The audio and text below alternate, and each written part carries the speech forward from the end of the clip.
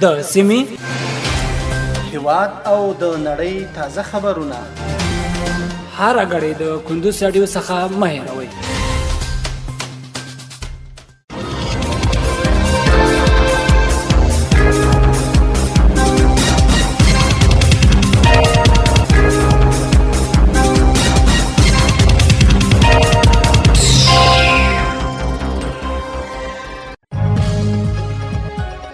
سلامونه د کندوز رادیو درنو اوریدونکو ستړي مشئ پام واړم د کندوز رادیو څخه د دې ساعت تازه او مهم وروستي خبرونه ته. نن سه شنبه د زمري یا د اسد د میاشتې 23مه د 2023 میلادي کال د اگست د میاشتې د 13 نیټې سره سمون لري. روانه خبري غړي درته زه سید احمد سایل وړاندې کوم. خو په سر کې هم د سو مهمو خبرونو سرټکی.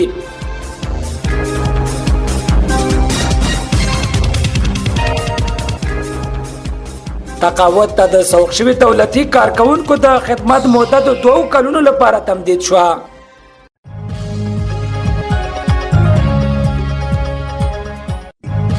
غور کې د یوې ترافیکي پیښې له امله 2 کسان ته مرګ ژوبله اوښتی.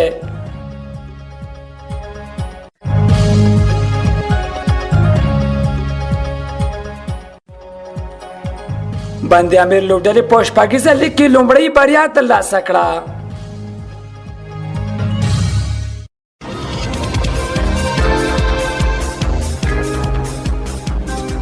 او اوکران کې د جګړې 899 ورځ د زیپروژیا اټومي پټۍ له ګواښ سره مخ ده.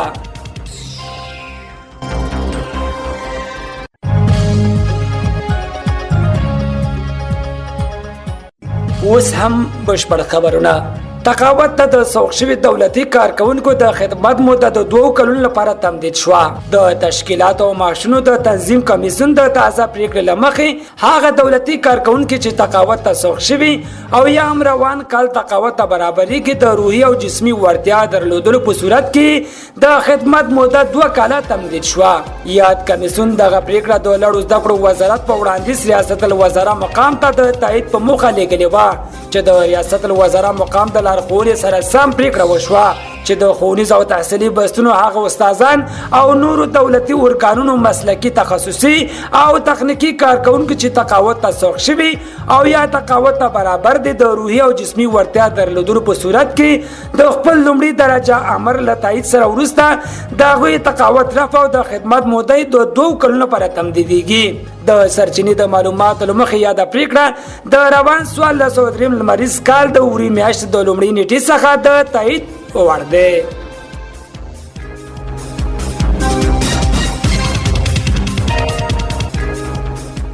غور کې د یوې ترافیکي پیښې له امله 2 کسان د مرګ ژوبله اوښتی. د غور امنیتي مسؤلینو د دغه ولایت په مرکز د یوې ترافیکي پیښې له امله 2 کسان ته د مرګ ژوبلې اوښتو خبر ورکړی دی.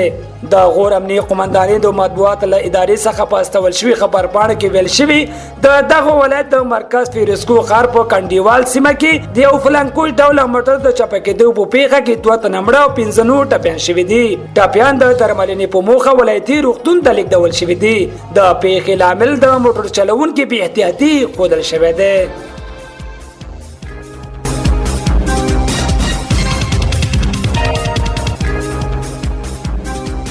بند امیر لوبډلې په شپږیزه لیګ کې لومړۍ بریا ترلاسه کړه. د شپږیزې کرکټ لیګ په لومړۍ لوبه د بند امیر ټایګرز لوبډلې د سپین غر ټایګرز پر وړاندې لوبه وکړه چې دغه لوبه یې د 19 منډو په توپیر وګټله. بند امیر لوبډلې لومړی توپوهنه وکړه. په ټاکل شوي 20 اورونو کې د صدیق عدل د 9 منډو پر مټ د 6 لوبغاړو په سوځېدو سره 120 منډې جوړې کړې. په ځواب کې د سپین غر ټایګر لوبډلې د 9 لوبغاړو په سوځېدو په ټاکلو 20 اورونو کې یوازې 138 منډې جوړې کړې. د بند امیر لپاره په توپ اچونه کې اعلی محمد غضنفر ښکلې توپ اچونه وکړه او 4 اورونو کې 11 منډې ورکړې او 3 وکټې ترلاسه کړې.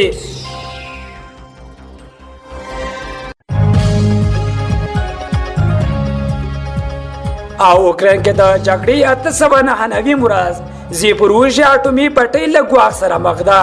داسې حال کې چې د دوشنبې ورځ د روسیې او اوکراین ځواکونو ترمنځ د روانې جګړې 809 ورځ ده. د اټومي انرژي نړیوالې ادارې ویلي چې اوکراین کې د اروپا تر ټولو سترې اټومي بټۍ ژوپوروژیا کې د چاودنو غږونه اورېدل شوي. یا د ادارې زیاته کړه چې د بټۍ له ځینو برخو لوګي هم پورته شوي، خو داسې نښې نښانې لیدل شوي چې اټومي شواهد له بټۍ سره بهر وځي. کیف او مسکو د دغو چاودنو مسؤلیت یو بل ته راجع کړی. دغه راز مسکو خبر ورکړی چې د روسي خاورې ته د اوکرایني پوځیانو د ننوتلو مخه یې نیولې او همدارنګه په بېلابېلو سیمو کې د اوکراین د پوځ ډرون الوتکې هم راغورځولې دي. درنو اوریدونکو، په خبري غړي کې راټول شوي مطالب هم دومره ول. تر بلې خبري غړي لوی العمل شه.